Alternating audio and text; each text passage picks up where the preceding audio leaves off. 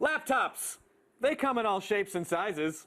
Okay, well, they're mostly just rectangular, though. They come in all sizes. The world's thinnest laptop is here, and you might be surprised to find it's the Adamo by Dell. Checking in at a mind-blowing 0.4 inches thick, Adamo's unique design comes complete with a 13-inch LED screen and fold-in keyboard. You can even pack in 4 gigs of RAM, 128 gig solid-state drive, and an Intel Core 2 Duo processor, all starting at $2,000.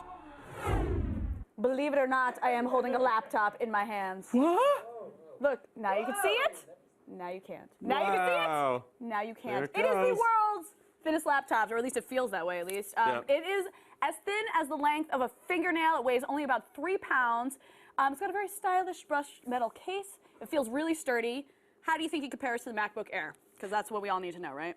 Well, I mean, I think it's gorgeous. I mean, you can see it sort of looks like a wing right there. It does. I mean, one thing that Apple is really good at is getting rid of all this extra stuff. So basically all you see is a very artistic kind of a clamshell-y thing. Right. But it's still, I think it's still nice. I mean, there are two, and it's also really cool. The way that you open it is you swipe across here, and that lets the magnet go, and then it opens up. So there's 2 USB ports and an Ethernet port, where the Air only has 1 USB and no Ethernet port. Take that, Air! Yeah. All right, now, like you said, the most unique aspect of the Adamo XPS is the way it unfolds. I love it. I could do this all day. You just swipe, and it unlocks and Swipe and lift. I feel like I'm in Swipe Star Trek. and lift. Apparently, it's a heat-sensitive strip, which is rad. That's right. So no zombies will get into your computer. Right. So then it sits up, and the back. You're right. That's right. So it sits up, and the back of it becomes this nice little stand. But do you think that this design hurts or helps the overall computer? I mean, you know, I don't know. I'm sort of torn on it. I think it's a really clever idea.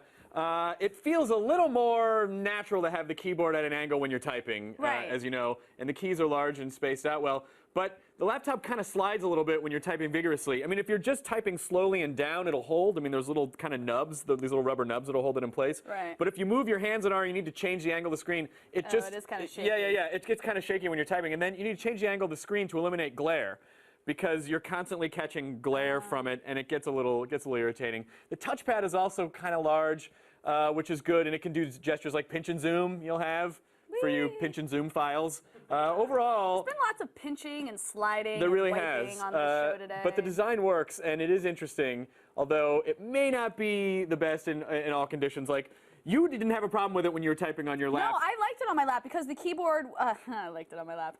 The keyboard was angled, and I felt like that was nicer than typing straight down like most laptops. Yeah. You didn't mind it so much. I thought it was a little weird. I mean, it digs right into your legs, and I thought it was a little wobbly. I had a mark because I'm wearing a skirt today. I had a mark on my legs after typing with this thing. But That's right. I didn't mind it so much because it's so light. Yeah. You don't really notice. Now they've managed to cram 4 gigs of RAM into this and an Intel dual core processor into this tiny little case.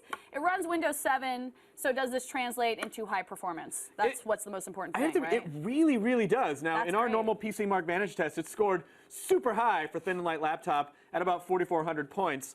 Trust me, that's high. From startup to launching Internet Explorer, it takes only about 35 seconds, which is crazy fast. Overall, we were really impressed with what this machine could do. It's a great computing device. Yeah, which is awesome. Yeah. Now, it starts at $2,000. Which is pretty damn expensive. So what are we rating it at that price? I'm going to give it a 4 out of 5. Really? 4 out of 5, which is very good. Performance and expandability, you know, like the USB and the Ethernet ports are some of the best we've seen from a laptop like this, especially the size.